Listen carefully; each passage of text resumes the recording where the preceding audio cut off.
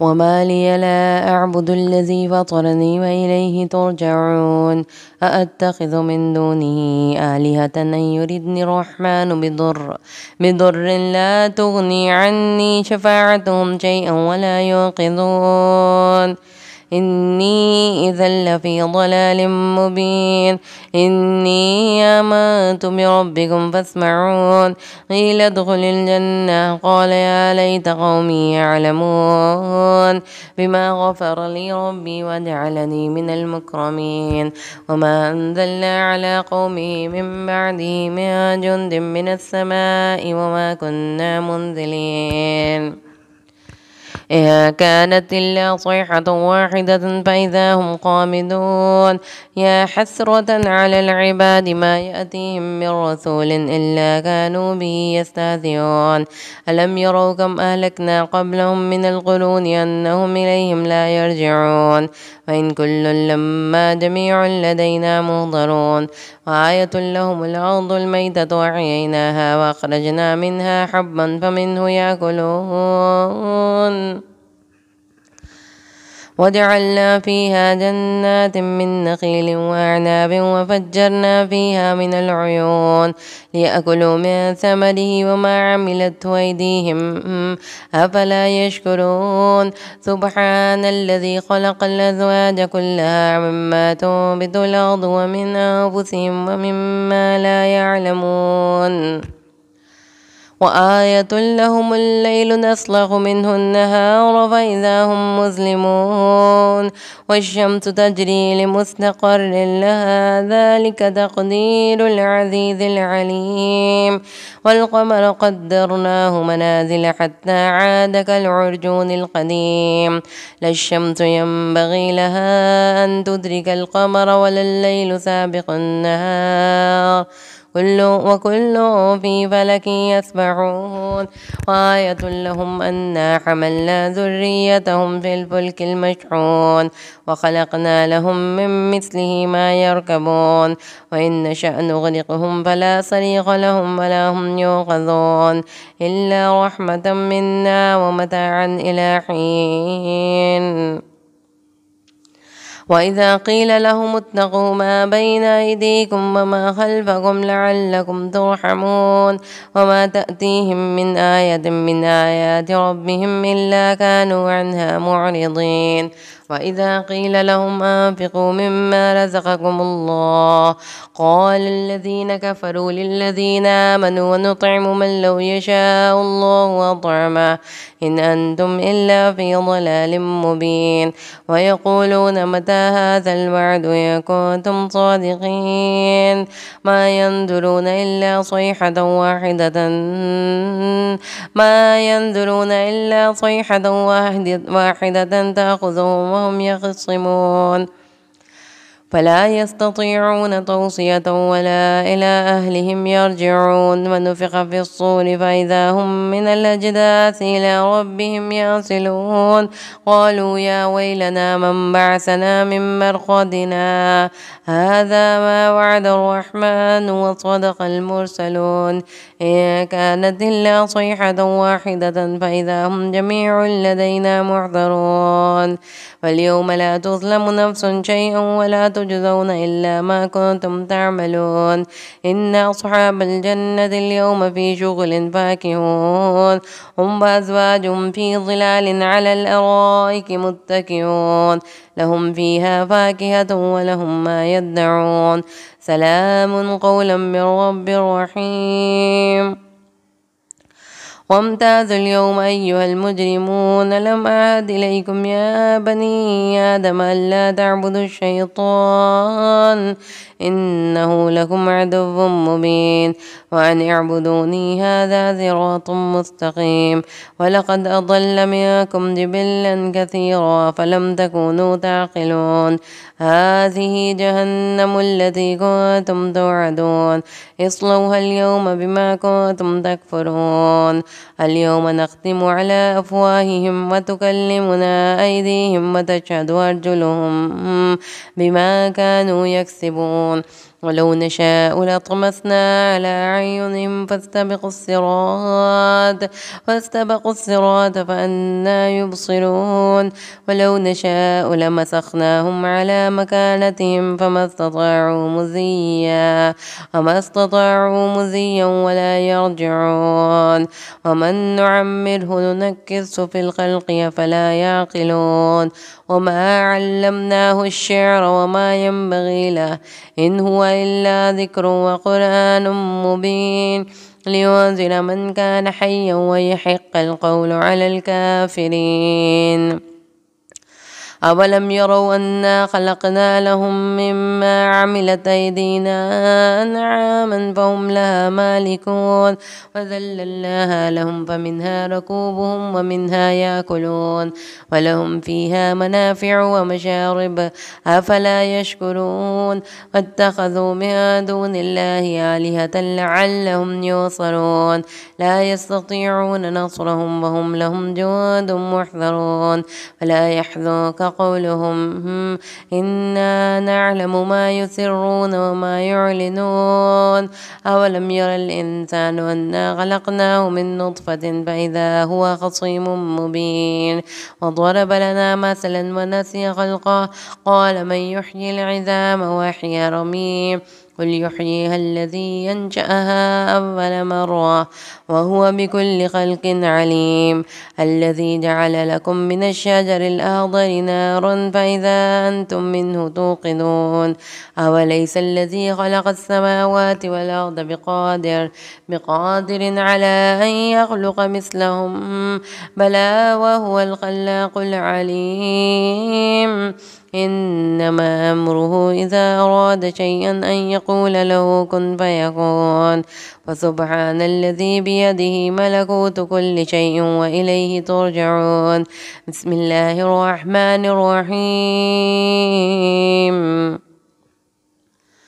والصافات صفا فالزاجرات زجرا فالتاليات ذكرا إن إلهكم لواحد رب السماوات والأرض وما بينهما ورب المشارق إنا زينا السماء الدنيا بزينة الكواكب وحفظا من كل شيطان مارد لا يسمعون إلى الملأ الأعلى ويقذفون من كل جانب دحورا ولهم عذاب واصب إلا ما خطف الخطفة فأتبعه شهاب ثاقب واستفتهم أهم أشد خلقا أما خلقنا إنا خلقناهم من طين لاذب بل عجبت ويسخرون وإذا ذكروا لا يذكرون وإذا رأوا آية يستسخرون وقالوا إن هذا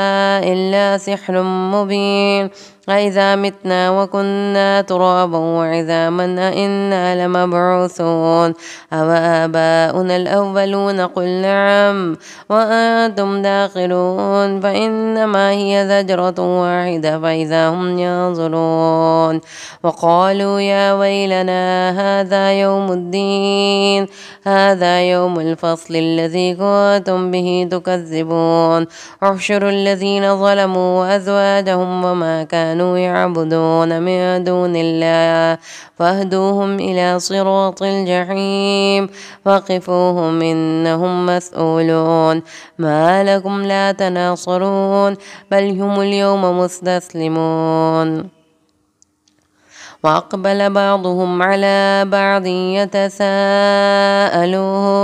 قالوا إنكم كنتم تأتوننا عن اليمين قالوا بل لم تكونوا مؤمنين وما كان لنا عليكم من سلطان بل كنتم قوما طاغين فحق علينا قول ربنا إنا لذائقون فأغويناكم إنا كنا غاوين المجرمين فإنهم يومئذ في العذاب مشتركون إنا كذلك نفعل بالمجرمين إنهم كانوا إذا قيل لهم لا إله إلا الله يستكبرون ويقولون أئنا لتاركوا آلهتنا لشاعر مجنون بل جاء بالحق وصدق المرسلين إنكم لذائق العذاب الأليم وما تجزون إلا ما كنتم تعملون إلا عباد الله المخلصين أولئك لهم رزق معلوم فواكه وهم مكرمون في جنات النعيم على سرر متقابلين يطاف عليهم بكأس من معين بيضاء لذة للشاربين لا فيها غول ولا هم عنها ينزفون وعندهم قاصرات الطرف عين كأنهن بيض مكنون فأقبل بعضهم على بعض يتساءلون قال قائل منهم إني كان لي قرين يقول أئنك لمن المصدقين أإذا متنا وكنا ترابا وعظاما أئنا لمدينون قال هل أنتم مطلعون فاطلع فرآه في سواء الجحيم قال تالله إن كدت لتردين ولولا نعمة ربي لكنت من المحضرين أفما نحن بميتين إلا موتتنا الأولى وما نحن بمعذبين إن هذا لهو الفوز العظيم لمثل ذلك فليعمل الآملون لمثل هذا فليعمل العاملون أذلك خير نزلا أم شجرة الزقوم إنا جعلناها فتنة للظالمين إنها شجرة تخرج في أصل الجحيم طلعها كأنه رؤوس الشياطين فإنهم لاكلون منها فمالئون منها البطون ثم إن لهم عليها لشوبا من حميم ثم إن مرجعهم لإلى الجحيم إنهم ألفوا آباءهم ضالين وهم على آثارهم يهرعون ولقد ضل قبلهم أكثر الأولين ولقد أرسلنا فيهم منذرين فانظر كيف كان عاقبة المنذرين إلا عباد الله المخلصين ولقد نادانا نوح فلنعم المجيبون ونجيناه وأهله من الكرب العظيم وجعلنا ذريته هم الباقين وتركنا عليه في الآخرين سلام على نوح في العالمين إنا كذلك نجزي المحسنين إنه من عبادنا المؤمنين ثم أغرقنا الآخرين وإن من شيعته لإبراهيم إذ جاء ربه بقلب سليم إذ قال لأبيه قومه ماذا تعبدون أئفكا آلهة دون الله تريدون فما ظنكم برب العالمين فنظر نظرة في النجوم فقال إني سقيم فتولوا عنه مدبرين فراغ إلى آلهتهم فقال لا تأكلون ما لكم لا تنطقون فراغ عليهم ضربا باليمين وأقبلوا إليه يزفون قال تعبدون ما تنحتون الله خلقكم وما تعملون قالوا ابنوا له بنيانا فألقوه في الجحيم فأرادوا به كيدا فجعلناهم الأسفلين وقال إني ذاهب إلى ربي سيهدين رب هب لي من الصالحين فبشرناه بغلام حليم فلما بلغ معه السعي قال يا بني إني أرى في المنام أني أذبحك فانظر ماذا ترى قال يا أبت افعل ما تؤمر ستجدني إن شاء الله من الصابرين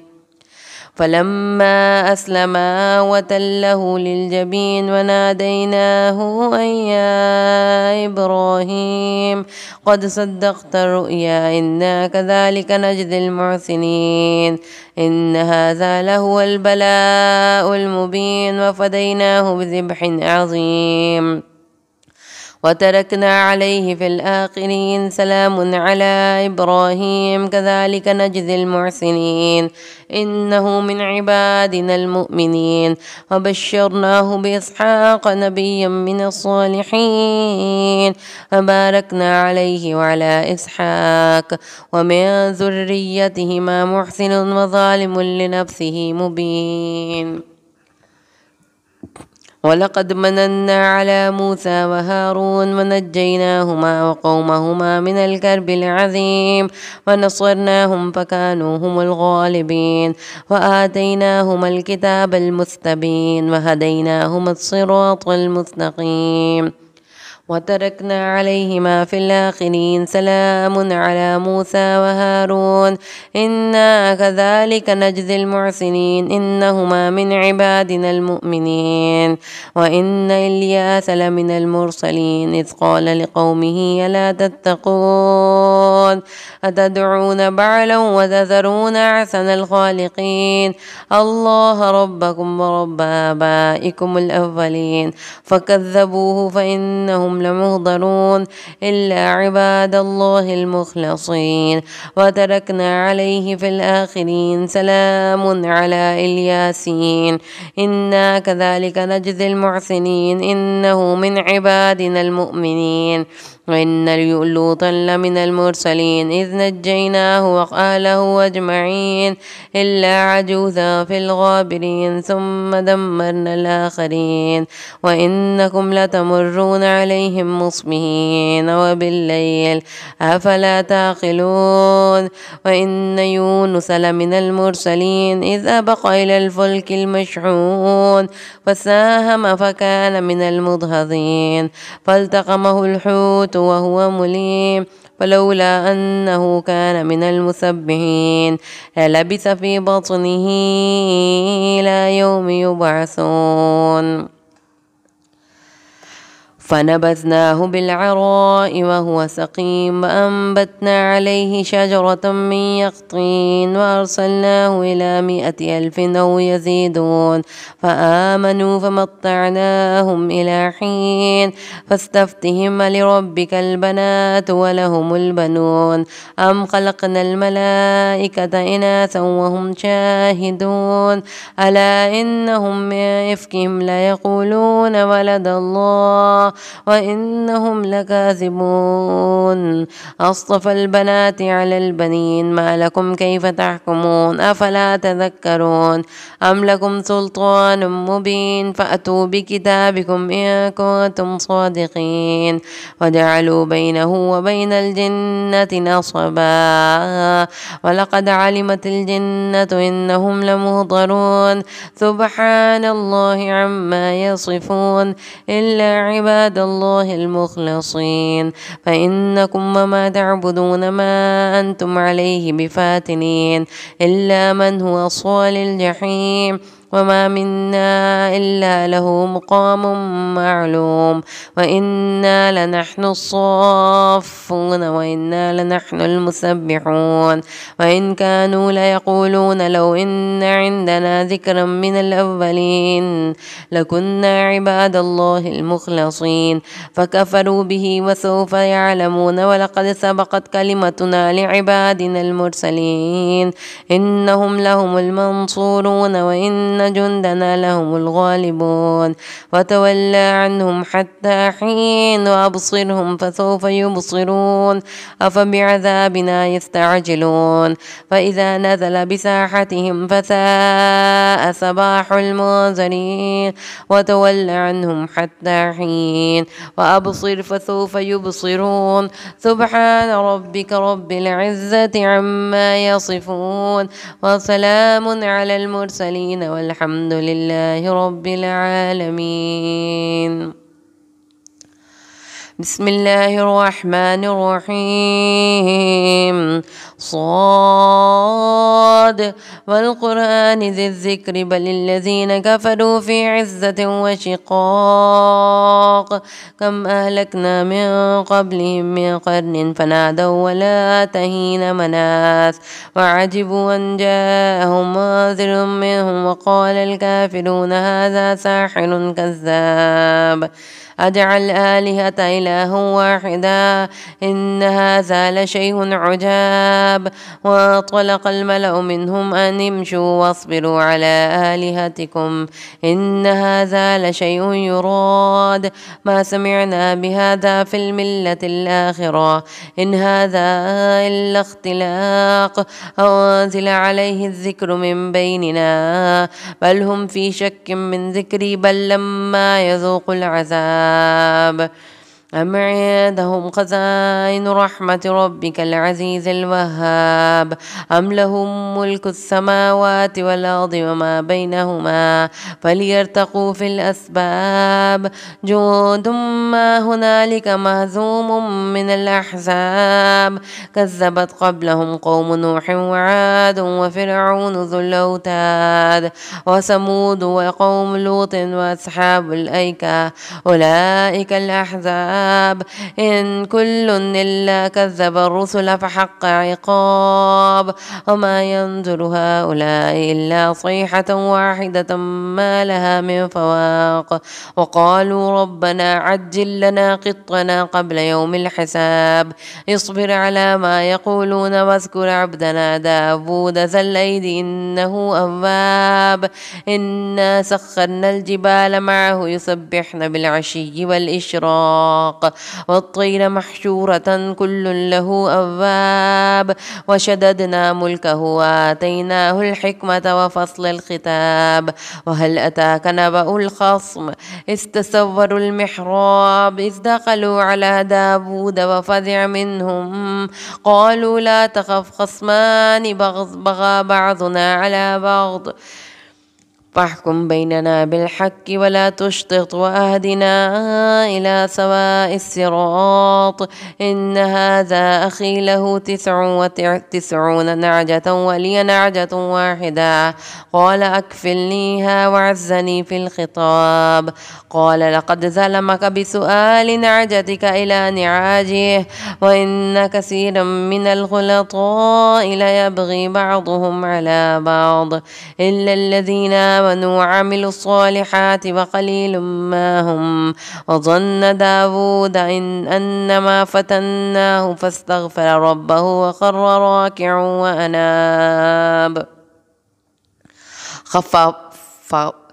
فغفرنا له ذلك إن له عندنا لزلفى وحسن مآب يا داود إنا جعلناك خليفة في الأرض فاحكم بين الناس بالحق ولا تتبع الهوى فيضلك عن سبيل الله إن الذين يضلون عن سبيل الله لهم عذاب شديد بما نسوا يوم الحساب وما خلقنا السماء والأرض وما بينهما باطلا ذلك ظن الذين كفروا وفويل للذين كفروا من النار أم نجعل الذين آمنوا وعملوا الصالحات كالمفسدين في الأرض أم نجعل المتقين كالفجار كتاب أنزلناه إليك مبارك ليدبروا آياته وليتذكر أولو الألباب ووهبنا لداود سليمان نعم العبد إنه أواب وإذ أعرض عليه بالعشي الصافنات الجياد فقال إني أحببت حب الخير عن ذكر ربي حتى توارت بالحجاب ردوها علي فتفق مسحا بالسوق والأعناق ولقد فتنا سليمان والقينا على كرسيه جسدا ثم أناب قال رب اغفر لي وهب لي ملكا لا ينبغي لأحد من بعدي إنك أنت الوهاب فسخرنا له الريح تجري بأمره رخاء حيث أثاب والشياطين كل بناء وغواص وآخرين مقرنين في الأصفاد هذا عطاؤنا فامنن أو أمسك بغير حساب وإن له عندنا لزلفى وحسن مآب واذكر عبدنا أيوب إذ نادى ربه أني مسني الشيطان بنصب وعذاب اركض برجلك هذا مغتسل بارد وشراب ووهبنا له أهله ومثلهم معهم رحمة منا وذكرى لأولي الألباب خذ بيدك ضغصا فاضرب به ولا تحنث إنا وجدناه صابرا نعم العبد إنه أواب واذكر عبادنا إبراهيم وإسحاق ويعقوب أولي الأيدي والأبصار إنا أخلصناهم بخالصة ذكر الدار وإنهم عندنا لمن المصطفين الأخيار واذكر إسماعيل واليسع وذا الكفل كل من الأخيار هذا ذكر وإن للمتقين لحسن مآب جنات عدن مفتحة لهم الأبواب متكئين فيها يدعون فيها بفاكهة كثيرة وشراب وعندهم قاصرات الطرف أطراب هذا ما توعدون ليوم الحساب إن هذا لرزقنا ما له من نفاد هذا وإن للطاغين لشر مآب جهنم يصلونها فبئس المهاد هذا فليذوقوه حميم وغساق وآخر من شكله أزواج هذا فوج مقتحم معكم لا مرحبا بهم إنهم صالوا النار قالوا بل أنتم لا مرحبا بكم أنتم قدمتموه لنا فبئس القرار قالوا ربنا من قدم لنا هذا فزده عذابا ضعفا في النار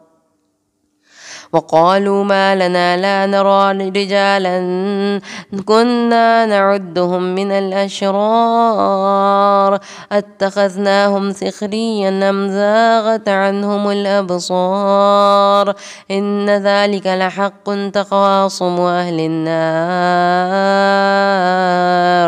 قل إنما أنا منذر وما من إله إلا الله الواحد القهار رب السماوات والأرض وما بينهما العزيز الغفار قل هو نبأ عظيم أنتم عنه معرضون ما كان لي من علم بالملأ الأعلى إذ يختصمون إن يوحى إلي إلا أنما أنا نذير مبين إذ قال ربك للملائكة إني خالق بشرا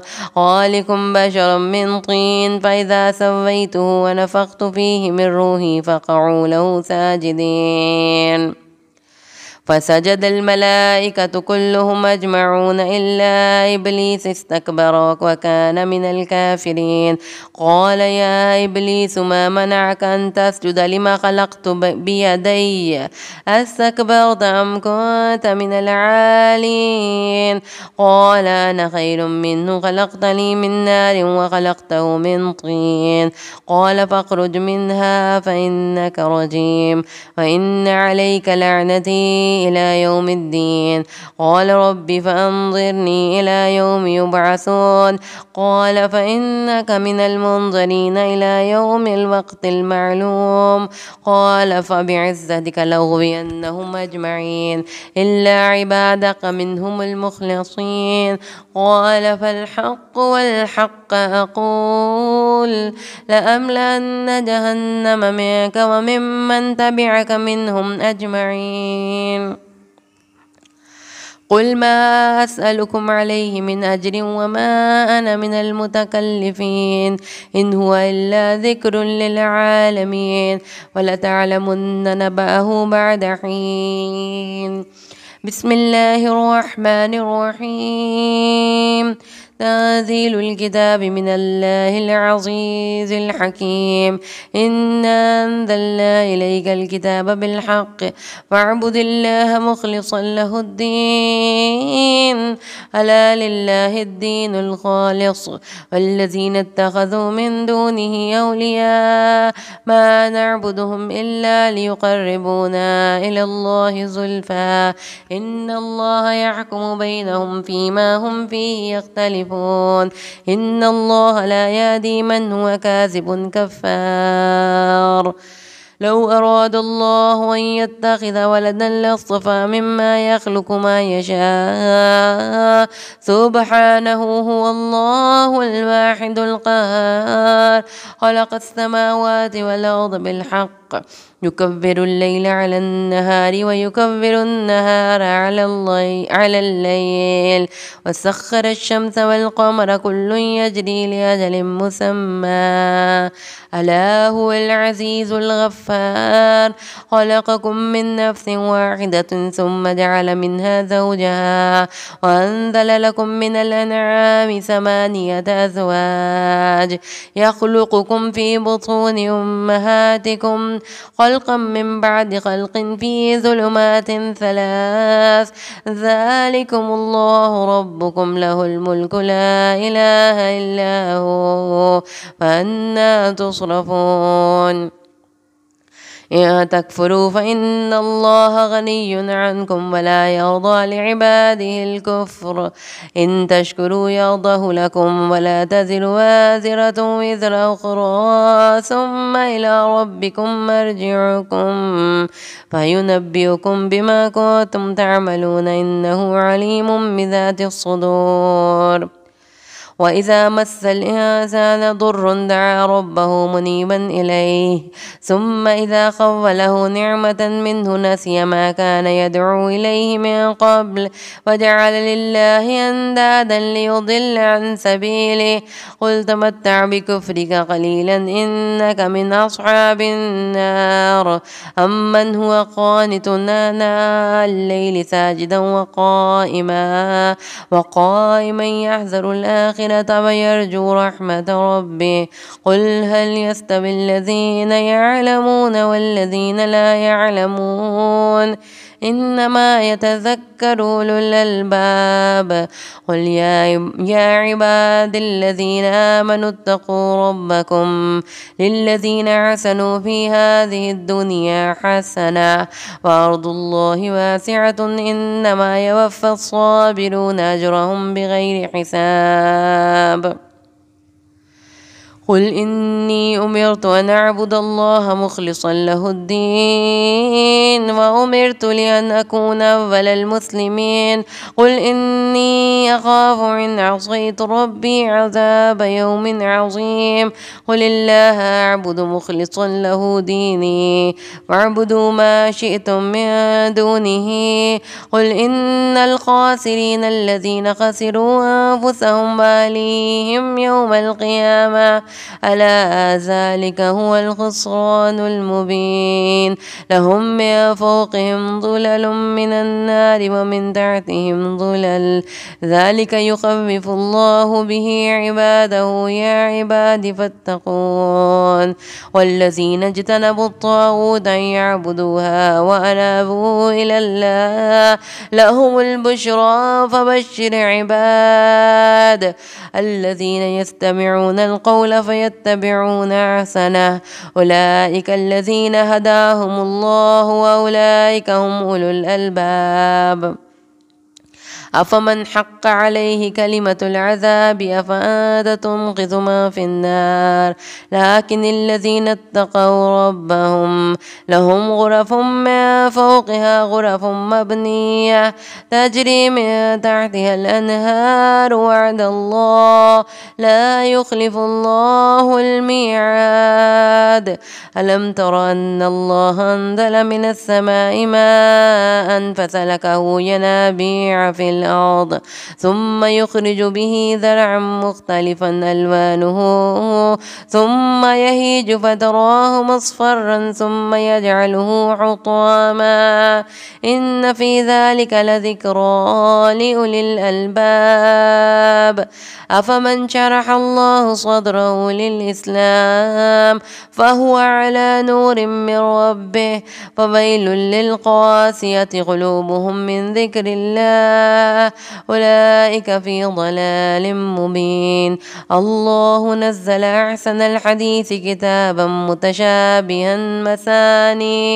مثانية تقشعر منه جلود الذين يخشون ربهم ثم تلين جلودهم وقلوبهم إلى ذكر الله ذلك هدى الله يهدي به من يشاء ومن يضلل الله فما له من هاد أفمن يتقي بوجهه سوء العذاب يوم القيامة وقيل للظالمين ذوقوا ما كنتم تكسبون كذب الذين من قبلهم فأتاهم العذاب من حيث لا يشعرون فأذاقهم الله الخزي في الحياة الدنيا ولعذاب الآخرة أكبر لو كانوا يعلمون ولقد ضربنا للناس في هذا القرآن من كل مثل لعلهم يتذكرون قرآنا عربيا غير ذي عوج لعلهم يتقون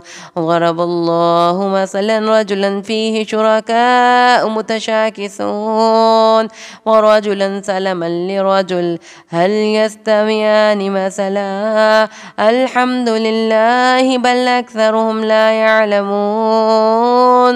إنك ميت وإنهم ميتون ثم إنكم يوم القيامة عند ربكم تختصمون صدق الله العظيم.